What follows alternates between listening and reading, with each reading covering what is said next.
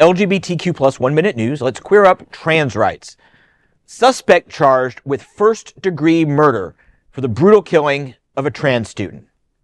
A 31-year-old man is charged with first-degree murder for the fatal stabbing of trans University of Washington student Juniper Blessing.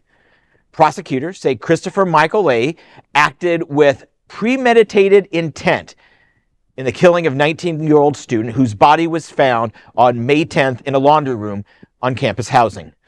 The medical examiner says Blessing was stabbed more than 40 times. Leahy surrendered to police over the weekend and is now being held with $10 million bond and, as we said, is now officially charged in the murder.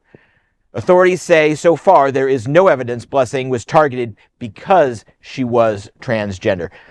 But the fact is she was transgender. And so they stayed on this. You know, even people who aren't killed because they're trans, it's easy for them to get left on the side of the road because they were trans, and investigators won't care. So I'm glad that investigators continue to follow this, and I'm glad that prosecutors are bringing as heavy charges as they can.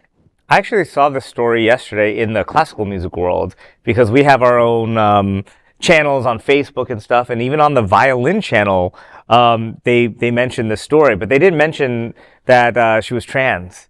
They just said, but when you're looking at the pictures and you're kind of reading, I was like, this looks like a trans story. But I guess because they didn't, they haven't concluded that the intent was because she was trans, that they decided to leave that out.